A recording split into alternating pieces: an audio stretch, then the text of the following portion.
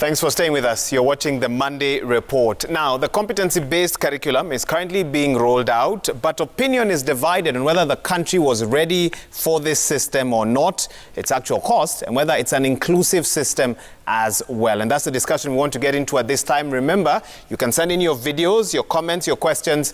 You can send in your videos on the WhatsApp number 0742 961 341. We'll be scrolling that on the screen, and we'll be playing some of your video questions to my guests a bit later on in the program. Speaking of guests, let me introduce them to you at this time. Joining us for this discussion, we have Professor Lukoy Atwoli, who is a dean at the Aga Khan University. Welcome to the program.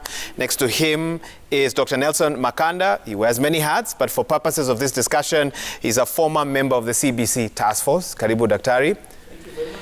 Right here next to me is Kennedy Echesa. He's an education law expert. Welcome. And joining us virtually is Mutheu Kasanga, who's actually a former member of the CBC task force, but also the national chair of the Kenya Private Schools Association. To all of you, welcome. I immediately want to talk to you a little bit about a post by Professor Lukoy Atwoli that has gotten quite some feedback. I'm sure he knows that's where we were going to begin. Let's put that up on the screen and refresh the minds of our viewers. So here's what he said. Why do we keep insisting on implementing an inequitable system of education that only seems to widen the gap between the haves and the have-nots? And we've tried to summarize. It was a bit of a lengthy one, but we'll give the professor time to give us the meaning behind the text. Teachers implementing the system cannot keep up with its demands on their own children. So referencing teachers there. Who else does he reference in this post? Higher-ups, be keen to know who they are. Insisting on its implementation, who have their children in other schools with other systems, if they have any school-going children in their homes at all. And I think we have one more summary of that Facebook post. Why insist on being blind to the socio-economic stratification of our society, whereby the wealthy can meet curriculum demands, while the majority poor cannot? Okay, do we have one more? No, that's that. Prof, let me start with you immediately on that. And there's more to it, but in the interest of time, what prompted you to share that post? So what prompted me is a conversation with teachers, two teachers, who I asked about how the system is going. And they began by speaking as parents, by saying that when they leave school, they go home to continue working. In other words, there are demands on them as parents, which are the same as would be demands on teachers. And I was a bit curious because but this is what you're doing to other parents as well. And they said, it's the way the system is structured. There are certain things that people have to go and do at home. And the thinking is that, you're engaging parents, having parents participate in the education of the children, and so on and so forth. But what triggered this is some reflection on what is the philosophy of education in this country. Mm-hmm. And I have searched. I have looked far and wide within this country to find if the education thinkers have actually exercised their minds on the question of why do we take our children to school. I have had difficulty finding that.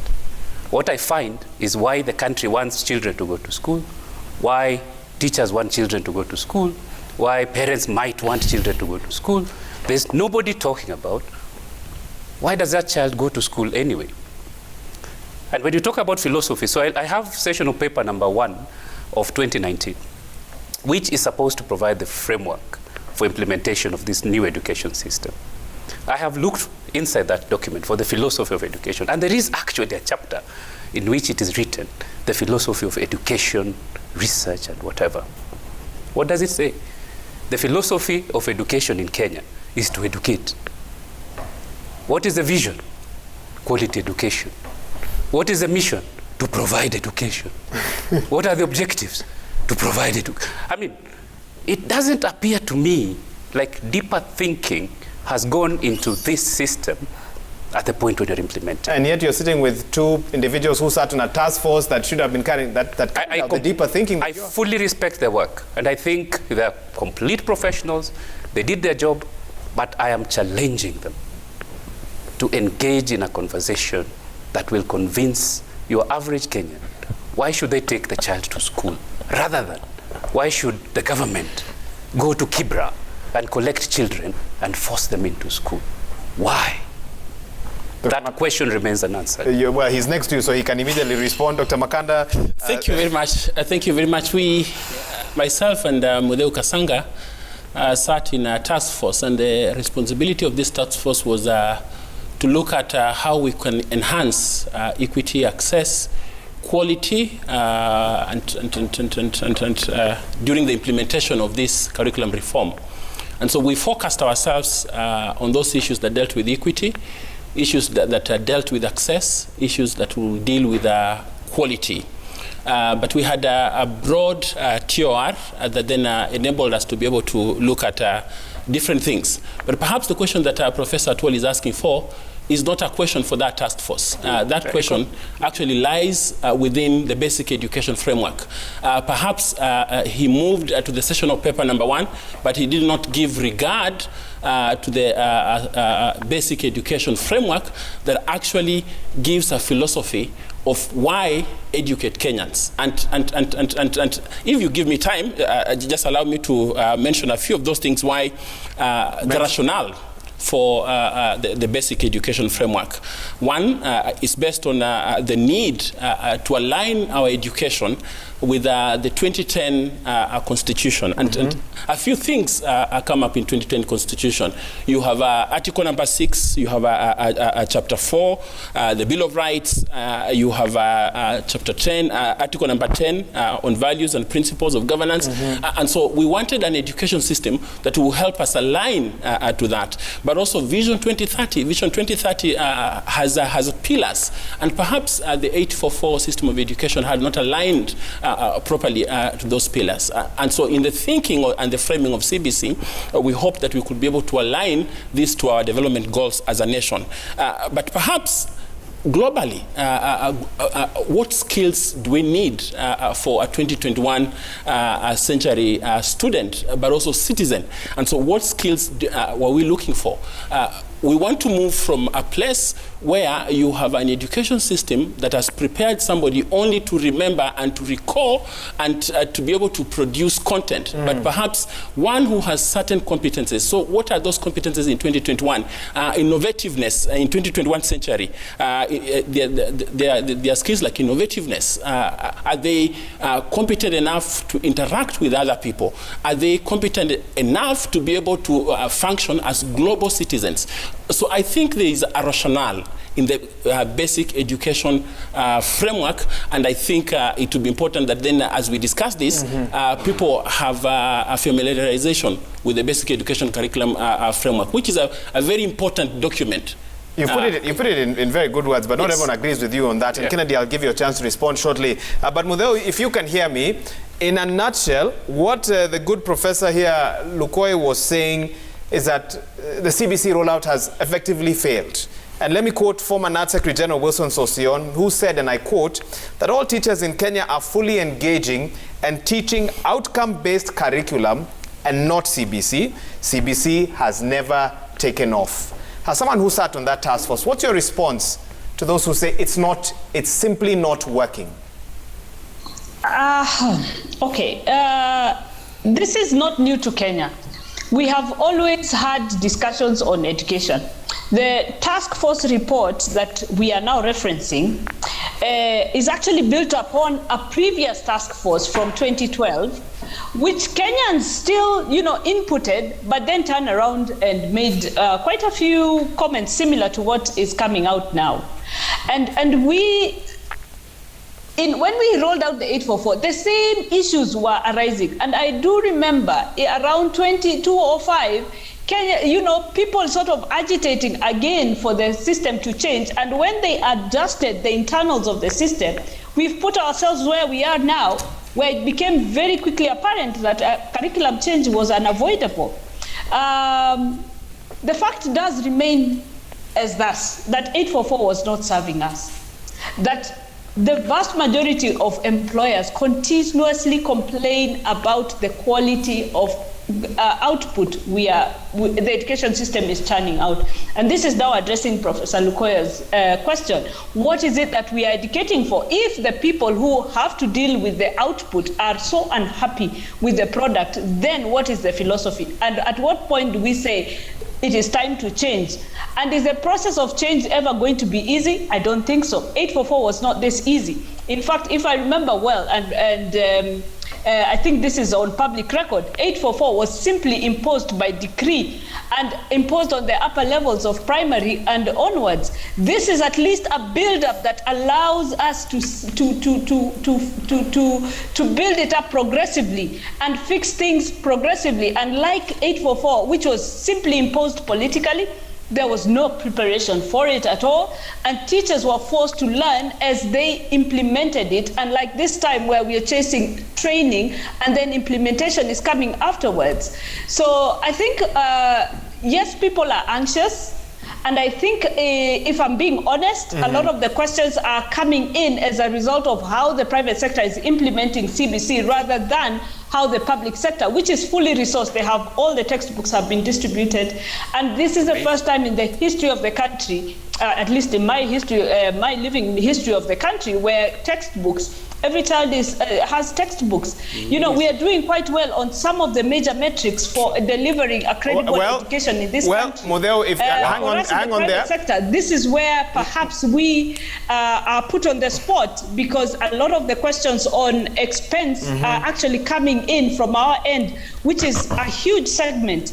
And if we do Modeo, look back if I can get your attention, the you can hear me, report of 2012, if you can hear me, we see actual recommendations that acknowledge that private sector does provide for education in this country. Modeo, if you can hear me, hang on there. I want Kennedy to come in. Kennedy, you sounded like you want to respond to something that she said. Go ahead. You know, it sounds like Modeo and I are not living in the same country. Absolutely. She is making outrageous remarks about the success of CBC, saying we have textbooks, painting the picture of a curriculum that has been well received and is being rolled out effectively. That is a big lie, Wahiga Maura. To start with, Modeo must know that this curriculum, if it is moving forward with any Kenyan, it is less than 2% of our student population, for the following reasons. The rolling out of CBC did not bring on board all stakeholders. And the key stakeholder is a teacher. Where was the position of a teacher in the rolling out? It is facing resistance on the ground from the teachers themselves. One, teachers are ill prepared to implement this curriculum.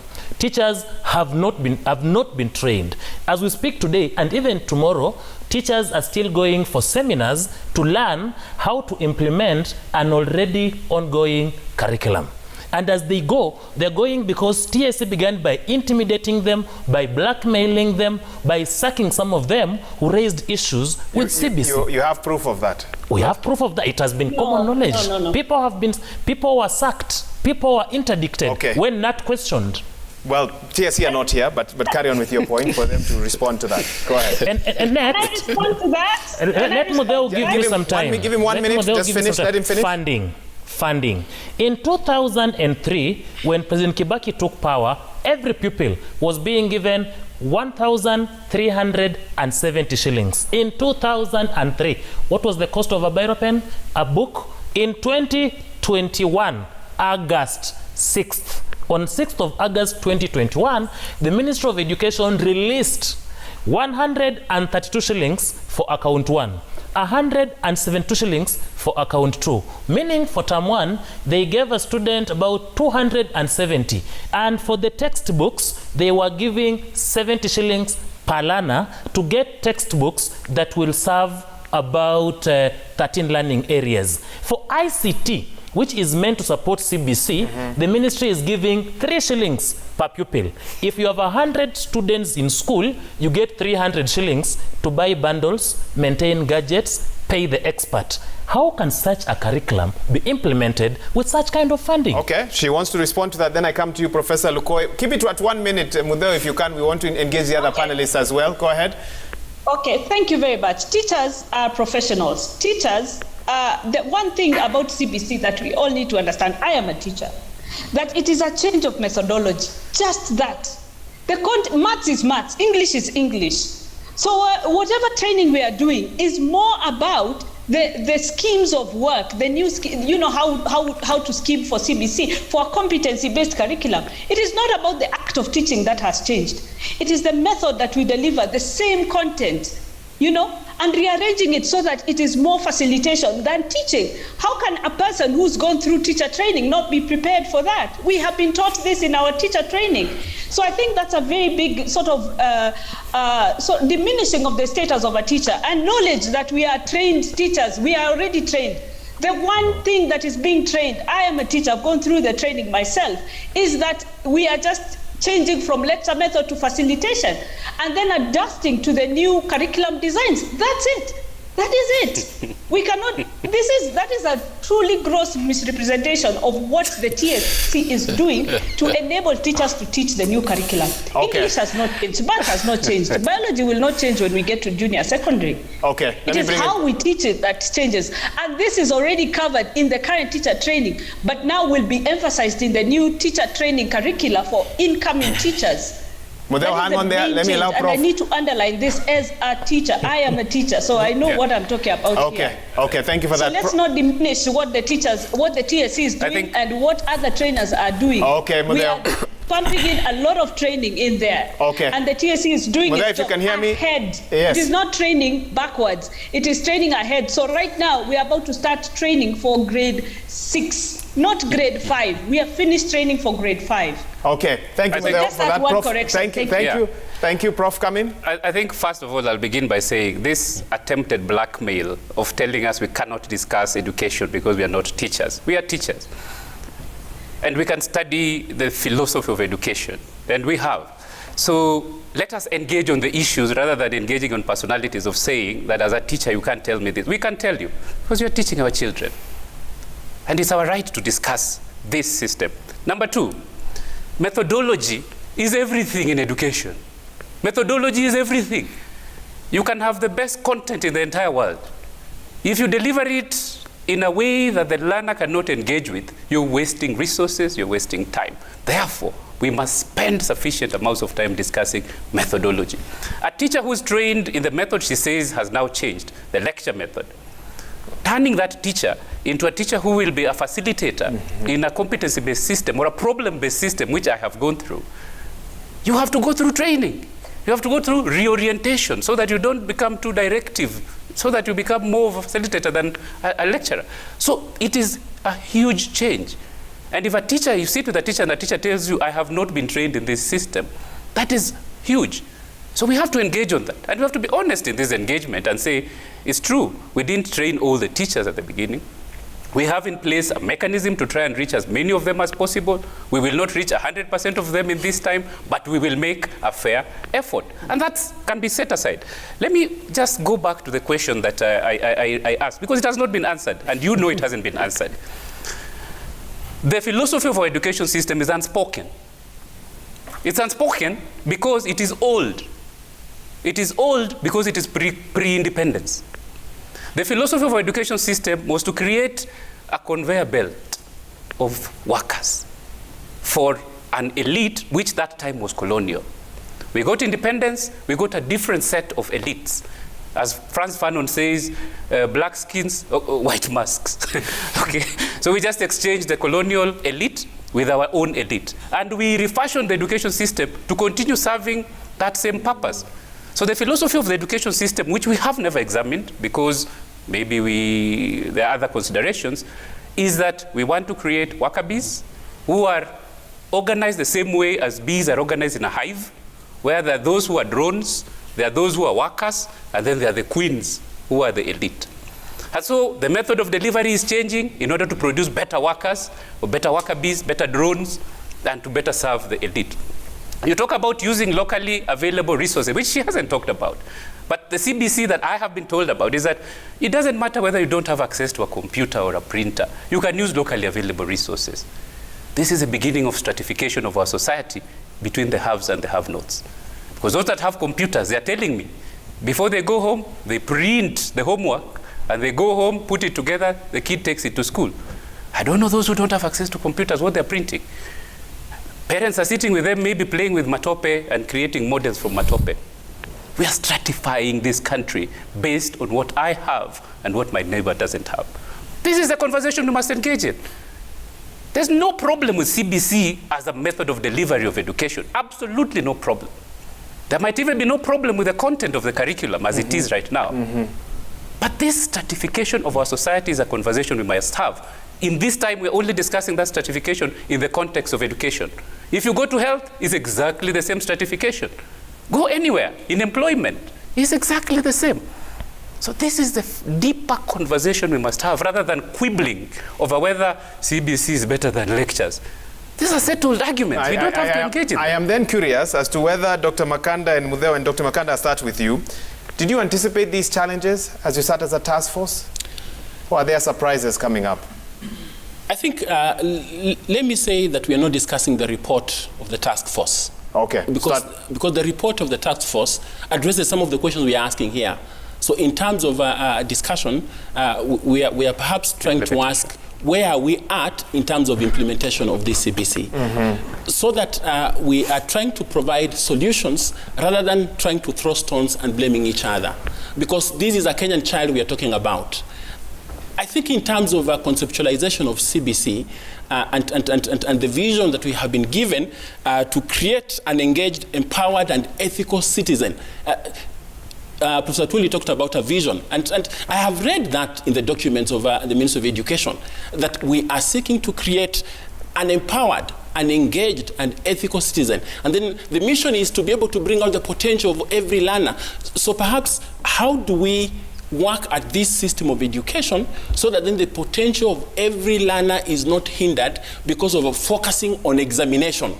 Because when we do exams, some people are dropped off because they measured you on a day when you are sick, and they didn't think about the football that you played. They did not think about the art and craft that you are able to do. They did not think about the music that you're able to produce. So this system of education, as it were, is to try and create people who create wealth, people who are not focused on employment, who are not focused on passing exams, but people who are focused on developing certain skills. So how do we go about this process? I think that should be the question that we are discussing here, so that then we are engaging each other in a constructive discussion today. So then we are asking, there are challenges here.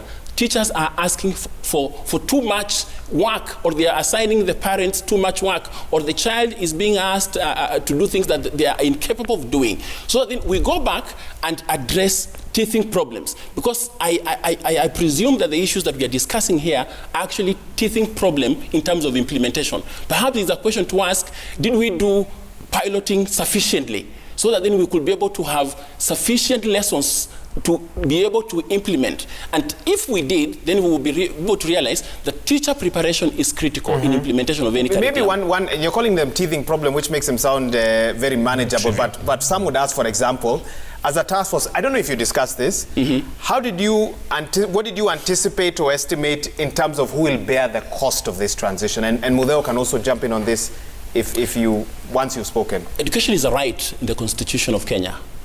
And so we anticipated that the government will actually bear the responsibility and the cost for implementation of this system of education. Let me get Mutheu's take on that, because just today, for example, Kakamega Governor Wycliffe Oparanya asked the government to fully come in and bear that cost. That is the only way he says CBC will work, Mutheu.